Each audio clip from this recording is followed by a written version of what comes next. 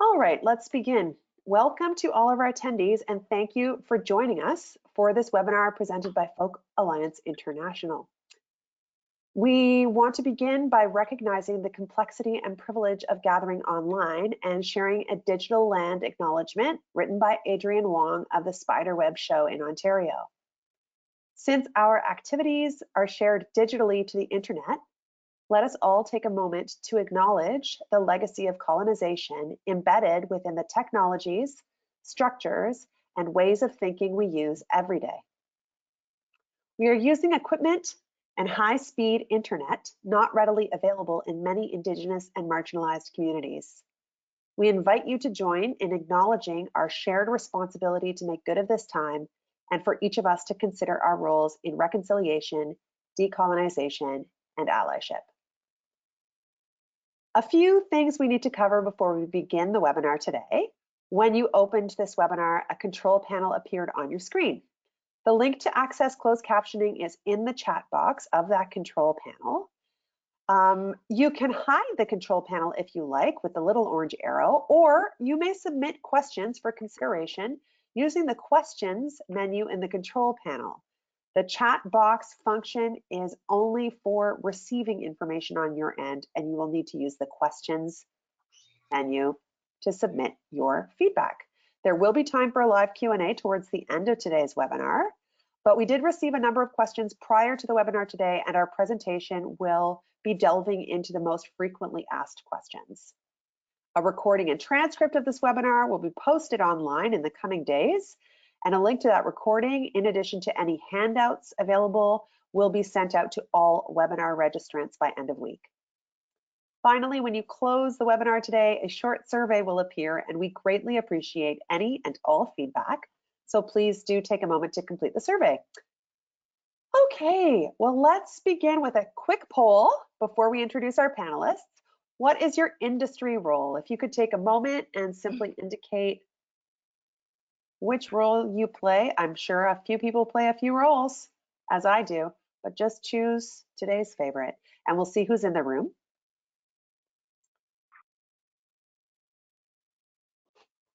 I love this suspenseful moment. Here it comes. Oh, great, 60% artists. Okay, so that will help our panelists to orient how they are presenting the information today. We have 4 esteemed panelists today, Ralph Olivarez, Reed Wick, Christine Albert, but we have a fabulous moderator that I get the great honor of introducing, all the way from Louisiana, an accordion player and just an all-around wonderful human being and 2-time Grammy nominee. Please welcome Sean Ardoin. Hey, hey, hey, what's going on, guys? What's happening? All right, y'all, so what we're gonna do now is we're gonna go over the agenda. Today we're gonna cover Recording Academy, the Recording Academy overview, the process of submitting, the key dates, eligibility requirements, genres and categories, membership and submitting entries, voting, first and final ballots, and solicitation guidelines. And then we'll have a live Q&A. All right, and first up, we have Christine Albert, who is a prime example of the Recording Academy's commitment to the artist. She is an independent artist from Austin, Texas. And so, yay! Yeah. Sorry, take it over, Christine. Thank you, Sean. Good to be here with everybody today. Thank you to Folk Alliance and the Academy for inviting me to be a part of this. I'm a part of both of those organizations and have been for a long time, so this is special for me. As Sean mentioned, I am an artist, independent artist in Austin, and also the founder of a nonprofit that fulfills musical last wishes. And so I just wanted to give you the Academy overview. I thought I would tell you my story of the way that I engaged with all of the different pillars of the Academy and how I came to be involved. Of course, it's the premier membership organization for the music community. And that was my original intention, was to become more involved, to feel a sense of community in Austin. I was actually on the board, the founding board, when we were a branch before we were a chapter, so a long time ago. But then I re-engaged in about 2005 because my son was graduating from high school and I was missing my connection with the community. I was playing a ton of gigs, but in my own bubble, and I wanted to connect and interact with my fellow musicians in Austin. So I ran for the local board. So that membership piece is important to me as a way to just connect and be a part of a larger group, get out of your own bubble. I eventually became more and more involved as I became an elected leader on the national level. So as I moved along, I learned more about the organization. I learned about the advocacy piece, which I hadn't been as familiar with and wasn't as much of a focus for the Academy back in the early days. Recently, I ran across a Facebook memory of 6 years ago, walking the halls of Congress with my husband, Chris Gage. Both of us had guitars, and we were lobbying, and we were part of the collective voice that was trying to call attention to the need for copyright reform, which many years later finally happened with the passage of the Music Modernization Act. So I love being part of a larger group that has a collective voice, and there's not many opportunities to do that. You're more impactful in Washington if you have a lot of voices pulled together, and the Recording Academy definitely makes that a priority. My husband years ago had an injury that prevented us from performing for several months, and Music Cares was there to support us during that time when we suddenly lost our income for a period of time. So Music Cares has always been near and dear to my heart. It's the 501c3 charity part of the Recording Academy under the umbrella. The trustees had the wisdom to create that many years ago, and provides assistance to musicians in times of crisis. Usually it's an isolated incident for one individual or for one part of the country. For instance, Katrina in New Orleans, fires in California, the shooting in Las Vegas. The Music Cares provided counseling and support for the musicians that were impacted by that a couple of years ago. But right now, as you know, we're all involved in a crisis. The entire music community is left without our regular gigs, without our income, with very uncertain future, because now we know that singing is one of the main transmitters. Like, come on, we need to sing so badly, but it's unsafe literally right now, which is really scary. So Music Cares is there. Music Cares and the Recording Academy created the COVID-19 Relief Fund. They've given out $14 million so far and are still raising money for that. So obviously Music Cares is one of the pillars that intersects with my life in a very profound way. And right now I'm actually also serving on the Music Cares board in addition to the Recording Academy board. And I love that part of my service. The Grammy Museum, we used to have the Grammy Foundation that organized education events around the country for students. And the Grammy Museum also does that. So we wisely merged them a few years ago. So that entity is really dedicated to archiving music and protecting it, and also educating the next generation. That showed up in my life personally, again, when my son was in high school, Grammy Camp, which is a week-long camp in LA, various cities now, to focus on one discipline in music to learn from. It started, the year that it started, my son happened to be the right age and he applied and was accepted. So he went to Grammy Camp for video game music 1 year, and then he went another year for film music. And he now lives in LA and is lead audio designer for a video game company.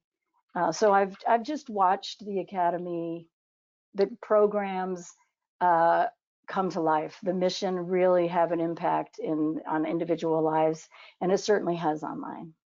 So that's an overview of the organization itself before we get into the awards. Awesome. And it's just great that you have these personal examples to show how, you know, the Academy is actually doing things in the lives of real human beings, not just people you see on TV that you don't think are real. Right. Oh, that reminds me. I forgot the other pillar, the Grammy Awards that we're here to. I talked about membership and Music Cares, and you can see where my heart and my attention is. Yeah, definitely. But I do love.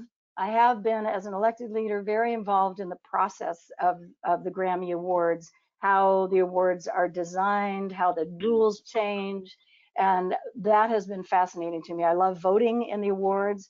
I vote in very few categories. I vote only in the categories that I'm deeply connected to, which happens to be American roots. But behind the scenes, I'm very involved in the process of creating as fair a process and as diligent a process as we possibly can. And I can speak firsthand that that evolution is always guided by volunteers like myself who are musicians. Awesome. All right. So thank you so much for that, Christine. Right now, we're going to have a poll. How many of you are planning to submit a recording in this Grammy Award cycle? Take your time. Don't actually take your time. We need you to click it really quick. Yes, indeed. And 31% of you. So that means that 33% of you don't have a project and 36% of you are not thinking about a project. All right. Well, to get that whole process clear, we have got Ralph Olivarez. Let me get my thing. I lost it. Who is the Membership and Industry Relations Chair? See, I had to make sure I got your title right, Ralph. You know what I'm saying? I don't want to give you less of a level. But Ralph is going to talk about the process overview. And Ralph, take it away. Hi, everybody. Thank you for joining us today. And thanks, Christine, for kind of giving that great overview of the Academy. So I'm Ralph Olivarez. I manage all the American Roots categories in our awards department. That consists of Americana, bluegrass, traditional blues, contemporary blues, folk music, and regional roots, which consists of several subgenres like Hawaiian music, Native American, Cajun music, Zydeco music, polka, and a couple others that are in there. So to give you kind of a overview of the awards process, I'm going to divide it into 4 sections because it might be a little easier to follow. And keep in mind that I'm consolidating this. The awards process itself, I could probably talk about an hour to 45 minutes, but with our limited time, I'm just going to consolidate for you all, so that way you guys could just kind of get the bullet points of our process. So I'm going to divide it into submissions, processing, voting, and the evolution of our process. So submissions, each year we get about 22,000 entries.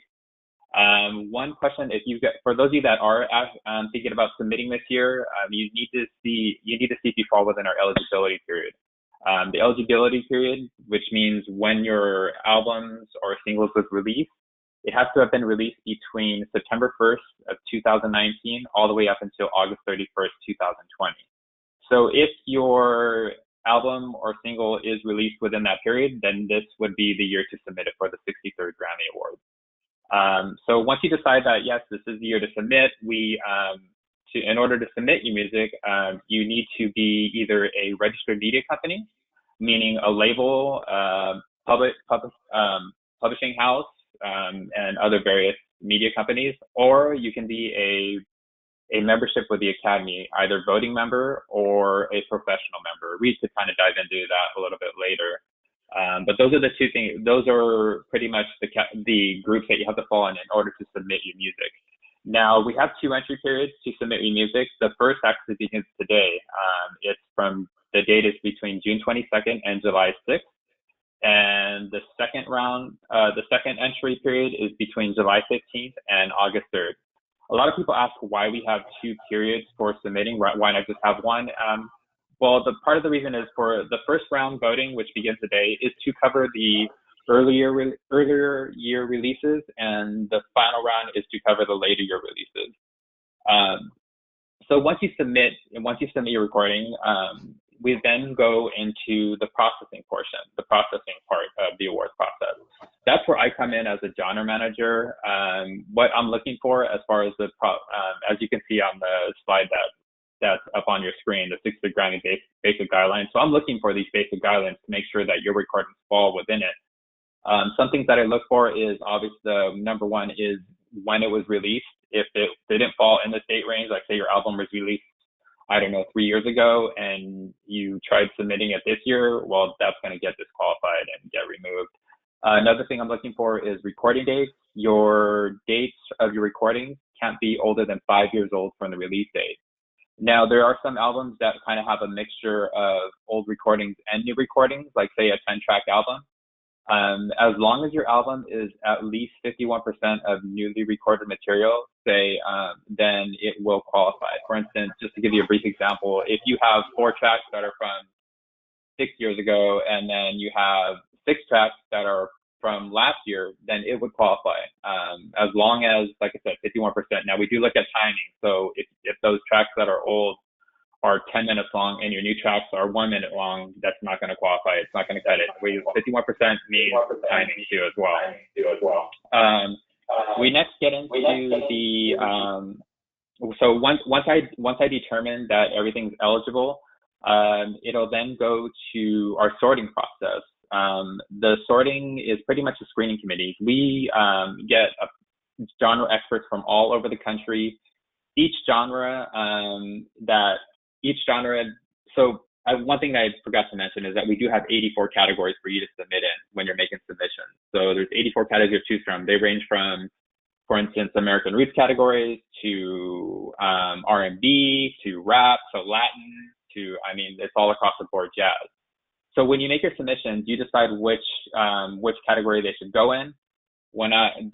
The screening committees are to determine, the screening committees that we have are to determine that they're in the appropriate categories. So when you submit an album in say, Americana, I have a screening committee that will listen to your recording and will determine whether or not it's Americana. If it's not Americana, we send it to what we think is the most appropriate category.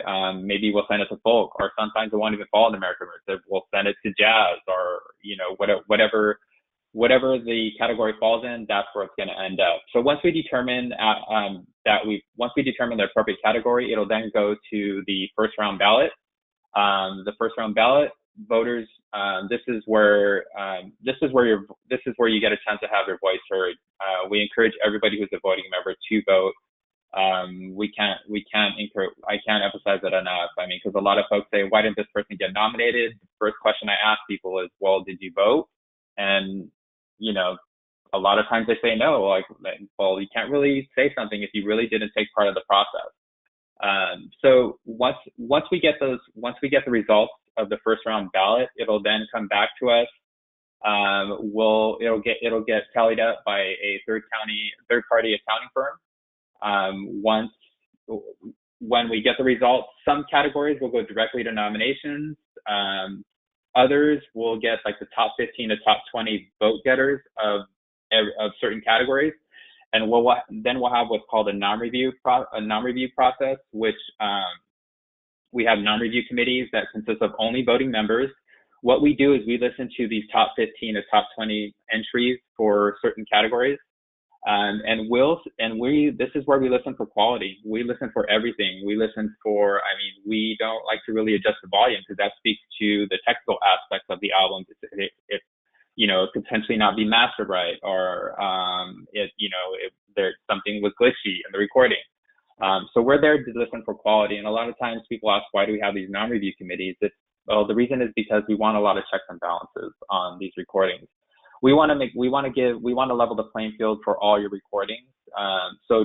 We just want to ensure that the most popular artists are not always going to rise to the top. I mean, that's not to say that the recordings aren't going to be good. We just want to make sure that the artists, the independent artists, are having a fair chance. And, sometimes their albums are just, I don't want to say sometimes, a lot of times their albums are just as good, and we want to make sure that they get a fair shake in the process.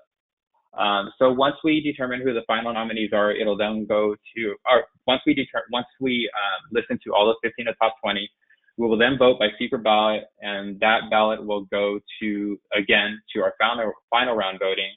After the final round voting, we will get the results, and then we will announce the winners on show day. So we hear who the winners are when you guys do on the Grammy Day. So after that, we will then get into the evolution part of our process. So this is where members of the Academy, they will write proposals to either create categories, remove categories, update category descriptions. And part of the reason for that is because the landscape of music is always moving, and we want to ensure that we're relevant and that we're just keeping up to date so we could, truly represent the music community out there. So that's pretty much, like I said, I could dive into this for about 30 to 45 minutes if I wanted to, as far as the awards process, because there's so much more details. But I don't want to overwhelm you with information. So that's where I leave you to Sean. Awesome, man. That's a lot of information to take in. It sounds like it's a lot, but it's really not. It's super simple. You get your recording, you submit it, and you submit it where you think it goes. There's a process that makes sure it gets to the right place, and then once it gets to the right place, nature takes its course. Was that about right? Summation, Ralph? Yeah, that's perfect. Couldn't have said it better myself, Sean. All right, y'all. So, okay, we got another poll coming. Have you ever submitted recordings for consideration before? And go.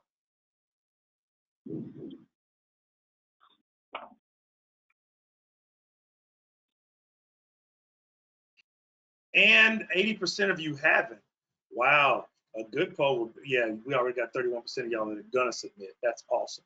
So, okay, so the 20%. Look, we are going to go into the eligibility requirements now with Mr. Reed Wick, who is the, wait a minute, Reed, wait a minute. No. The membership and industry relations arm of the Academy.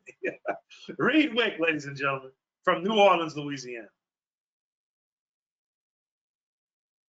Reed, we can't hear you.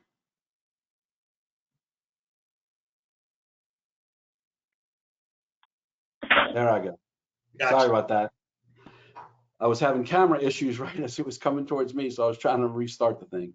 Well, thank you, Sean, and thank you, Ralph and Christine, and Folk Alliance. Full disclosure, in addition to working for the Recording Academy, I am also a proud member of the board of directors of Folk Alliance International, and it's really an honor to serve this Folk Alliance community.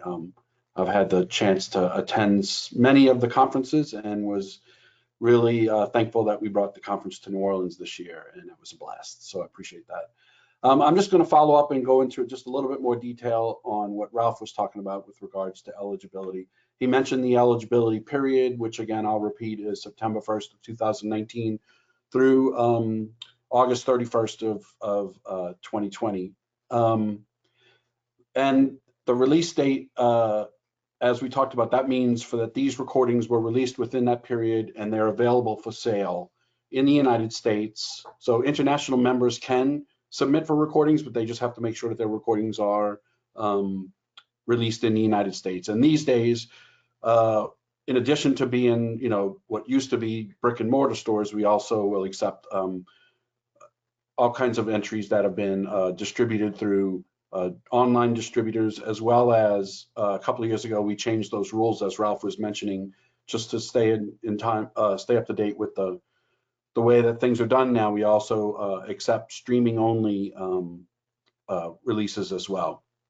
And as Ralph also mentioned, those recordings, for the most part, need to be recorded within the last 5 years. There are some exceptions, which fall under some of the historical recordings and things like that. I wanted to just kind of go through the field. So best historical album, best compilation soundtrack album, best immersive audio album, best remixed recording, best recording package, best album notes, and certain releases, multi-disc releases in the classical field are recordings that can be submitted that are more than 5 years old. So it usually winds up being some kind of historical re-release of sorts of that pre-recorded material. One of the things that we get asked about a lot with regards to the different category descriptions is the definition of what an album is, and that has changed a bunch as well. And Ralph, correct me if I'm wrong, but my understanding is that because today so many people release EPs, and so they often ask the question, is my EP considered an album or not? And the EP needs to have at least 5 tracks to be considered an album, and at least a total playing time of 15 minutes of music Is that correct, Ralph? And is it also, or if in the case of classical recordings, if there may be just one particular piece or 2 or 3 pieces, if the playing time runs at least 30 minutes, that will also qualify. So that's my understanding there. One of the big distinctions that people ask about with regard to categories, and Ralph is going to cover this a little bit more, but can I also enter an individual track from an album or an individual single? And yes, you can. There are various categories that Ralph will cover that are for individual tracks of an album or a single that might be released either online or in the brick and mortar or streaming methods. So those are some of the deeper dive into the eligibility. As he also mentioned, to be able to enter a recording, it's one of the privileges of membership, one of the benefits of membership. So any professional or voting member can enter recordings, and as well as a media company that registers with the Academy in advance can also participate in the entry process. They just can't participate in the voting process. And Christine's going to touch a little bit more on the voting process later. So I'll turn it back over to Sean. Well, all right, Reed, that was very succinct, and you know what I'm saying? You do this a lot, don't you? Well, also some of the little things that I don't always get to talk about like Ralph does. So yeah, awesome. Okay, so I'm going to tell you a little bit about my experiences for submitting for the Grammys. First of all, I've been a member for about 20 years or so, and my experience with it was really, as far as the Academy is concerned, I was kind of standoffish at first. I didn't necessarily have a active relationship, but then when I was like, well, like Ralph said, if you don't get involved, he said if you don't vote, you can't complain. But my thing is, if you don't get involved, you can't complain, because you can only affect change from the inside. And so I was like, let me get involved, because I really want to know what's going on. So I just started getting involved in chapter activities and all that stuff like that, and found out that there is the advocacy arm. There's different, just so many different things that the Recording Academy does, and it makes me proud to be a member of the Recording Academy. So when I submitted for the project that got the 2 Grammy nominations, I'll say this, that the nomination that I got for the American Roots Best Performance, that one to me showed that the Academy process is just and real, because there was 400 plus entries that year in the singles category, and my song rose to the top 5. And let me tell you, I'm telling you this, I don't know anyone who votes in the recording, in the Americana category, that's not in my particular category.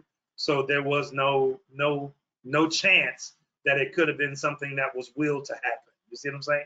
The process worked. They listened to all the things, and they deemed mine top 5 quality. And that's one thing I want to give you assurance on, as far as the conspiracy theories that are out there that it's all going to be a thing where you don't have a chance. You have a chance. I'm a living example of the fact that your product, if it's good enough, it will rise to the top, because that's what this is designed to do, and it does what it's supposed to do. You know what I'm saying? I just wanted to put that out there for y'all, so that thank you, Christine. Like I said, I'm a living witness, y'all, because that blew me away. I got the nomination for Best Album in my category, which is Regional Roots. Ralph will go over that in a second. Yeah, like I said, it works. And Ralph is going to tell us now about the different genres and categories in which you can enter your process and have your dreams come true. That was not a paid advertisement. That is just what I'm telling you.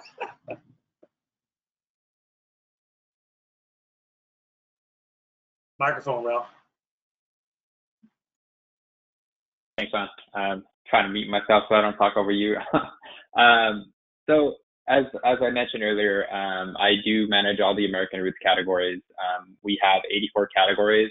What I'm going to kind of focus on is the American Roots categories, because I feel that most of you that are listening in or watching us are kind of, would fall into this umbrella.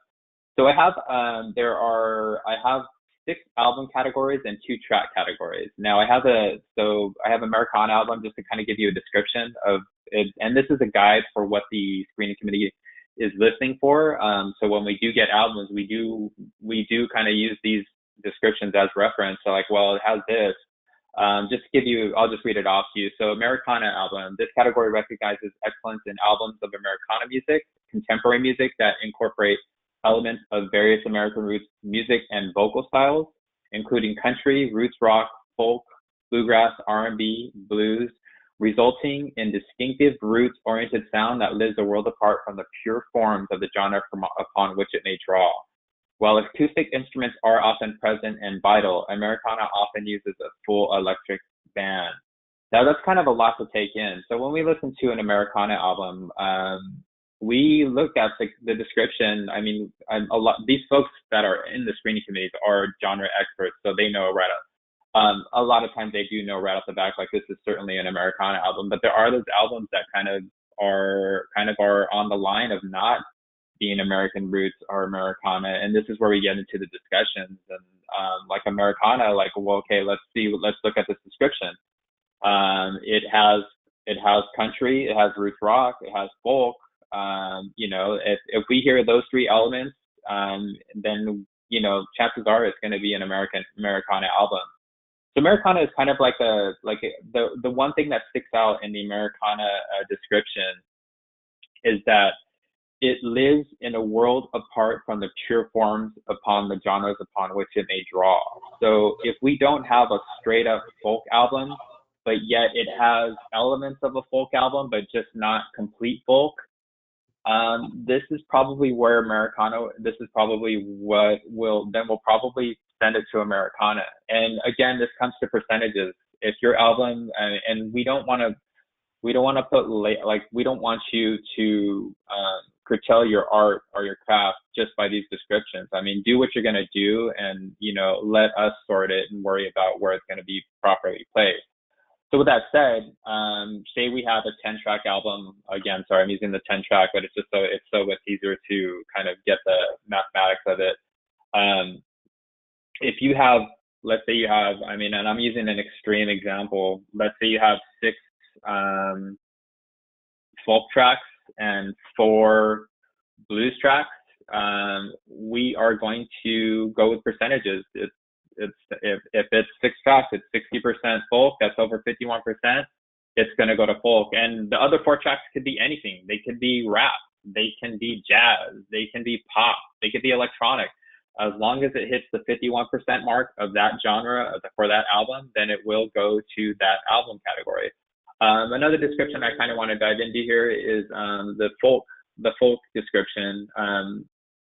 Our folk definition, this category recognizes excellence in folk recordings in modern and or traditional vocal and instrumental styles, as well as original material by artists who utilize traditional and or modern folk elements, sounds, and instrumental techniques as a basis for their recordings. Folk music is primarily, but not exclusively, acoustic, with production and sensibilities distinctly different from the pop approach. So a lot of those, I mean, this is folk alliance after all. I mean, I know we have folk, we have blues, we have lots of categories that fall within the folk alliance, but folk, so this folk description, this kind of recently been changed. I don't know if I told you about when I mentioned the evolution of our process. A lot of times this folk category, like those contemporary folk artists or a lot of the genre bending folk artists, once they became a little too outside the box, they'd automatically go to somewhere else like pop or Americana. Now that was kind of a disservice to those folk artists that are out there that are just using the modern techniques that are out there and just applying it to the music as they can and should. So what we did is we kind of adjusted this description. Somebody wrote a proposal and we went over it, and we felt that this was relevant to how the genre is evolving. So we added the modern and or traditional vocal, because I believe it used to say just kind of traditional styles.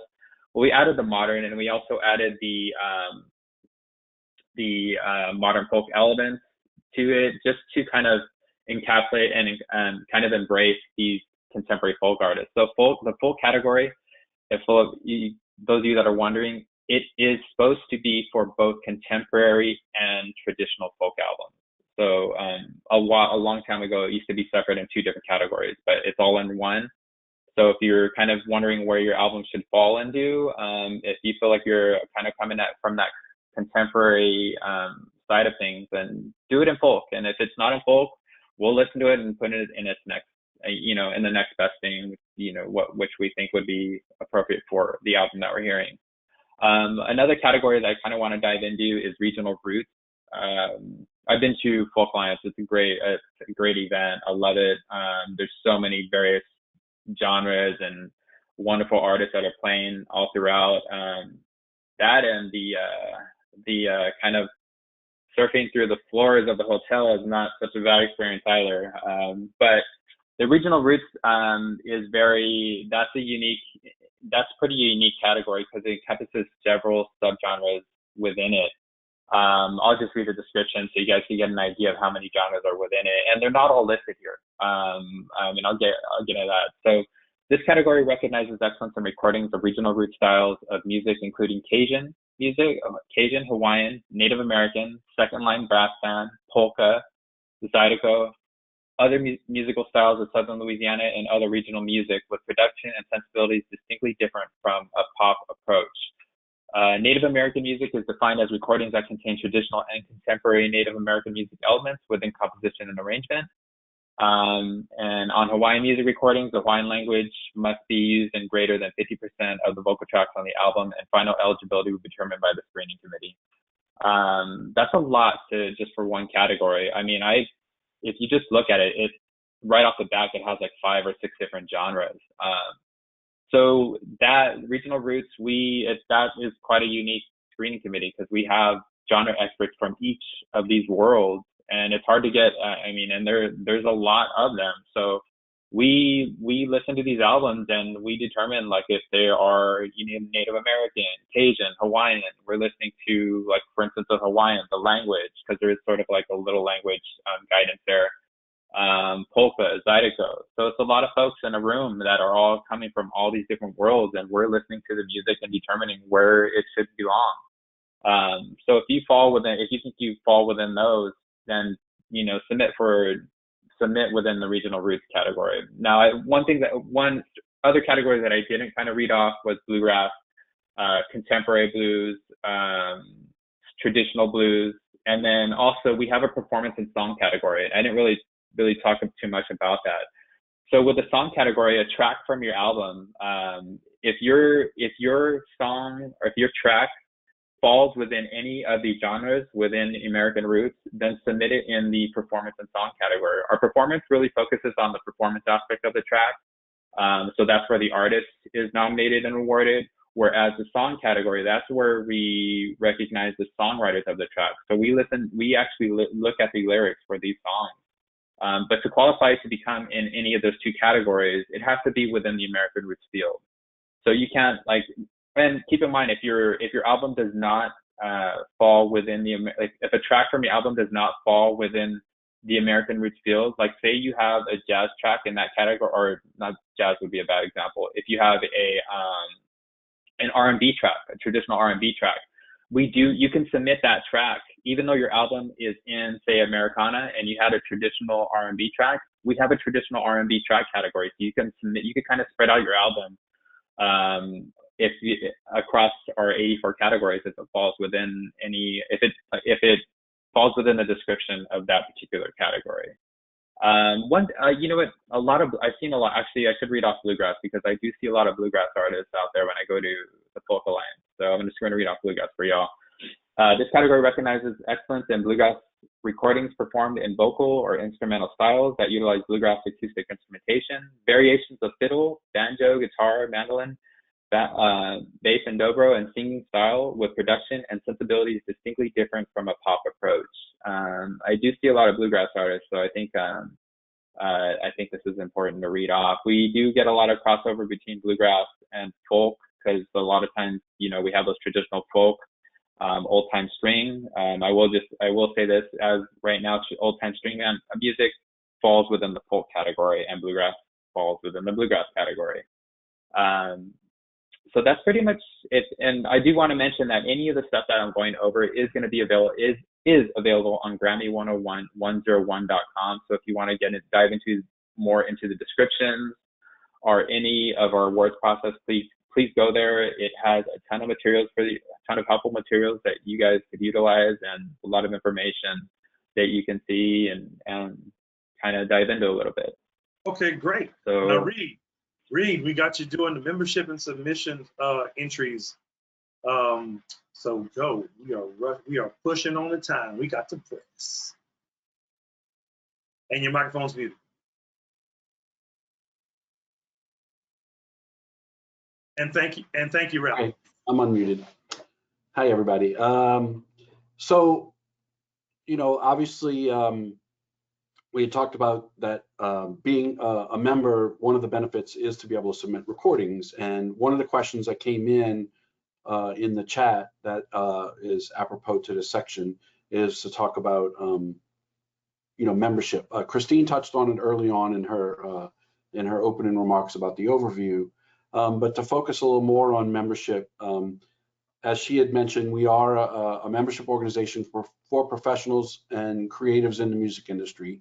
Essentially, we have two types of memberships for professionals. We do have a student membership that's called the Grammy U, or the Grammy University Network for college students. But none of this applies to them because they don't have the privileges of voting or submitting recordings.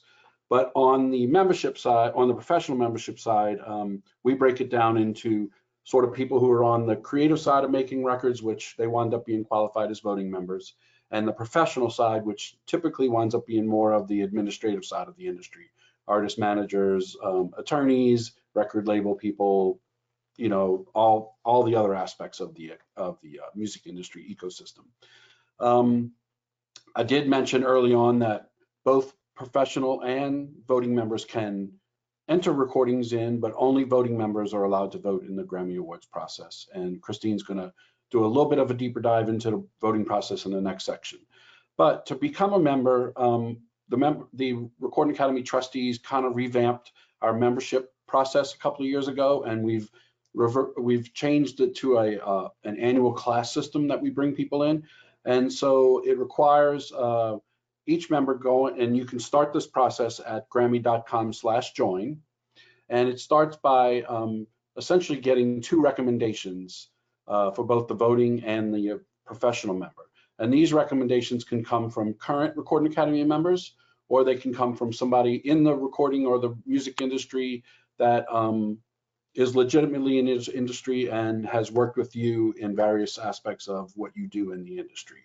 And that can be independent artists, that can be major label folks, that can be, they'll have a separate little form to fill out at grammy.com/join to be able to submit your name as a recommendation to become a member. Then once you have your two submissions, if you're a voting member, you'll need to prove that you have recording credits on a minimum of 12 tracks that have been released. Now, one of the question in the chat room said they thought it was 6 albums that you had to have out. When it comes to the voting member, there are a couple of different categories. If you're in say you're trying to apply as a voting member as a what we call the craft category, so as a liner notes writer, or as a photographer, or as a designer of album artwork, you would need to have 6 different albums or 6 different projects in those categories. But for most of the other voting categories, as a songwriter, as a performer, either vocalist or instrumentalist, as a producer, as an engineer, all of those different categories, you need to have a minimum of 12 tracks that you've worked on. At least one of those tracks has to be within the last 5 years. And those tracks have to be available for sale through distribution, as we had talked about earlier, either online, streaming, or whatever. And then we also have a section that we call career substantiation, and what the peer review panel looks for, and that's a subset of the trustees that looks at all the applications that come in this annual system these days. They look, is this person, do they have a web presence? Right now, nobody's actively performing, but typically they'll look to see if you're actively performing, or you're touring, or you're playing around the city in which you live? Are you getting reviews of your records? Are your shows being reviewed? Are you getting press? Things like that that can sort of establish you that you are a professional in this industry and that this is your primary career. And that's really what they're looking for, either as a performer, as an artist manager, as an attorney. If the music industry is your primary career, you're the type of member that you're the qualified for membership is what we're looking for. So the questions, and then, just to give you a little bit more about membership, we have the country divided into 12 chapters. Each of the chapters does professional development events, networking events. We're actually doing a whole bunch of online events right now, which have been really interesting and popular and far-reaching, which has been a really sort of silver lining of this whole stay-at-home during the COVID-19 thing. But membership, as Sean mentioned a couple of times throughout, you become part of this community that you can really learn from, network with, collaborate with. For instance, Sean's record that got nominated was recorded in one city in our chapter, was mixed in another city in our chapter, was mastered in another city in our chapter. It really was one of those kind of things where it was a cool collaboration across several of our members throughout a 5-state region, which would not have happened probably if he wasn't a member and active in the community.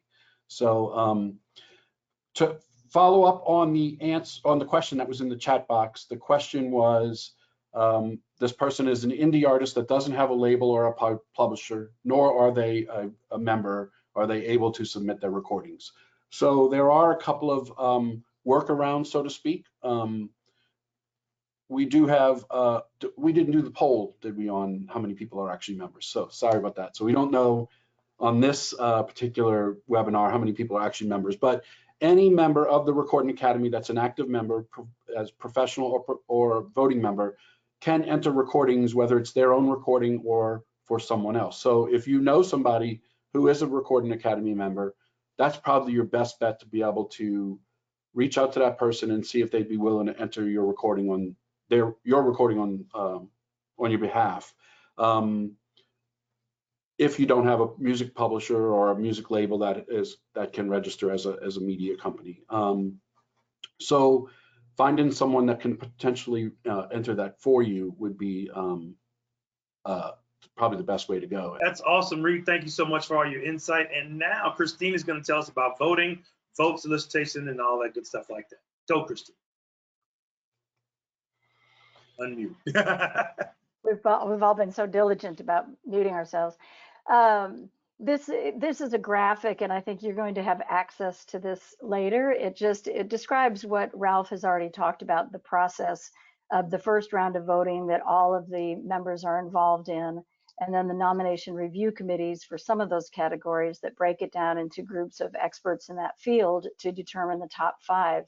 So mostly I just want to reinforce, if you are a member, the importance of voting in both rounds.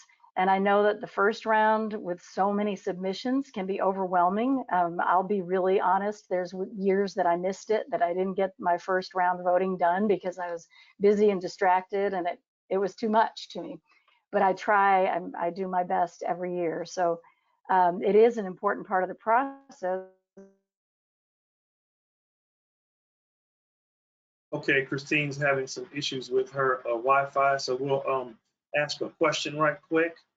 The question is, if the album has Americana described characteristics, but is more than 51% sung in Spanish, should we still consider it as Americana? Determine the 15 that are going to come to the nominations review committee, and then ultimately. Oh. Yeah, Christine. Yeah, you froze up and we went dead. So can we say that everything that you were saying is on this graphic? I know, I saw that. Yeah, everything is pretty much on this graphic, and I was just reiterating the importance of voting in both of the rounds, the first round and the second round, and that all the guidelines for the first time ever, the Grammy rule book, essentially, it's all the guidelines about vote solicitation, about the categories, the qualifications, the descriptions are all online now. So I believe you'll also get a link to that. So it's, it's a lot of information, but it's that you can access instead of having to call and ask a lot of questions. But I do encourage you to refer to this graphic if you're trying to remember, what the steps are. But the most important thing is vote in the first round. The second round now is awesome because, like Ralph mentioned, it's online. And I can sit there and cook dinner and stream all of the nominees, or the top 5 nominees in one of the categories while I'm having dinner, and just absorb the music and get a sense, and then go back to it later to make my decisions. So it's up for several weeks, and it's huge improvement because you don't have to go try and find that music to listen to it. It's right there. Awesome. So with the 8 minutes and change that we have left, we got a few questions. So this is a question that we can answer right quick. To clarify, do we have to be a member to have a recording nominated? I plan to join the Academy next year, but will be releasing my album in August, September. This could impact my decision on when to release my album. Well, I don't know about the decision to release your album, but it needs to be released by August 29th or 31st. What is it, Rob? 31st. By August 31st of this year. And so you don't have to be a member, as Reed said earlier. You just have to get with a member to submit it. Okay. And another question was, if you recorded over 2 months and then mixed over 2 months and then finished mastering 3 months later, how is the recording period defined as? Is the final date of mastering or when in the studio? You have 5 years of period, right, Ralph? It's the release date, isn't it? It's the release, but from recording to release. You have 5 years, right, Ralph? You're muted. You're muted, Ralph. Yeah, everybody it's unmute. 5 years from the it's 5 years from the release date, the recording. However, if it kind of sounds like they're asking what is considered the recording date. It's when you press record. So if you have, there are a lot of albums that I get that they're recorded. They track the vocals, say in I don't know, this is another extreme. They track the vocals in 1975, but they finally mastered it today, like, I don't know, a couple weeks ago. I'm going to consider the recording dates of when they was first tracked of those vocals. It's just to prevent like older, I essentially say when you press that record button, that's when we consider the recording date. It's not when you mastered it, not when you mixed it. It's when you recorded those vocals, that instrumentation. And this all gets down to percentages as well, like with vocals and instrumentation, like when, how much of it was recorded, past beyond 5 years or within 5 years. It's all percentages. It's really hard to give sort of a black and white answer. It's because there's so many variables. Like the vocals were recorded 7 years ago, instrumentation was recorded 3 years ago, and like I said, it all comes down to instrumentation, and pretty much we look at the entire album. So I guess just to answer your question, it's when you press that record button, that's when we consider the recording date. Okay, cool. So here's another question. I was asking that in the interim. So there's a album that Americana that is described as Americana characteristics, but it's more than 51% sung in Spanish. Should we still consider it an Americana category? Right. If you feel it's an Americana album, submit it in Americana. We do have Latin categories. Again, we're going to listen for the entire album. I mean, if it's really, there's no really language kind of rule on my categories, but if it's a predominantly Latin language in the album, chances are it might go to Latin. But if the Americana element overtakes that entire album, they could send it to us, and we may keep it. It really depends on the screening committee, but it doesn't automatically get booted just because of the language. Awesome, great. And so I can answer these really quick. The questions are coming in. It said, how important is the quality of the recording? As Ralph said earlier, I think I can speak for him on this one. It's really important. It is a big characteristic of what you're doing, because when the Grammys are voting, Ralph, you can correct me if I'm wrong, whenever they're considering the project, quality is a characteristic that we look for. Yes? For sure. Yeah, when we get into the non-process, not in the screening process. Screening process, we are not listening for quality. We're just sorting at that point. So we're listing for the elements of the album as far as where it would fall into in regards to the genre. But when it gets to the non-review process, quality, yes, that is pretty much exactly what we're looking for. All right, sweet. And there's another one says, I just want to hear about how to create a powerful submission. I can answer that one unequivocally. You create a powerful submission by putting your best foot forward, making sure your recording is of the best quality that you can attain, and make sure your songwriting and your performance is the best you can possibly do. That is the only thing that you can do to control your most powerful submission. Yes? Yes. Oh, sweet. Okay. Now we're looking at another one. It says,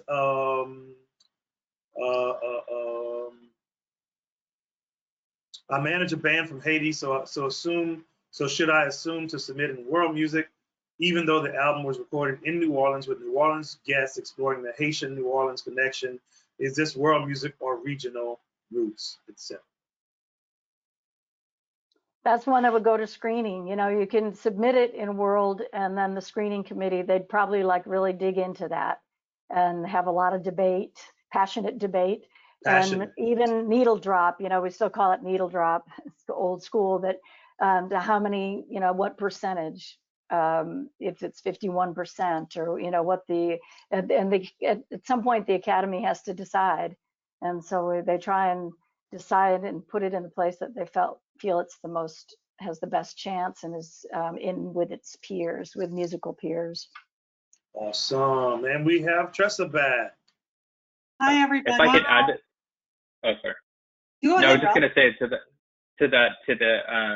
to just add to Christine's answer, we don't look at where it was recorded. That has nothing to do with the album. Like, you can record a Haitian album in Los Angeles, and we're not going to say it's not Haitian because it was recorded in Los Angeles. We're focused on the music itself, and that's it. So. Thank you, everyone, for joining this webinar presented by Folk Alliance International. We hope you found the ideas useful to you. A huge thank you to our esteemed panelists, Christine Albert, Sean Ardoin, Ralph Olivarez, Reed Wick. Please remember to download the handouts that are attached. And this webinar will be made available as a recording on the Folk Alliance International YouTube channel. Please do take a moment to provide feedback about today's webinar when the webinar window closes. Stay safe and connected, community. Yeah. Take care of each other. We'll see you all next time. Thank you all. Good to see you. Bye.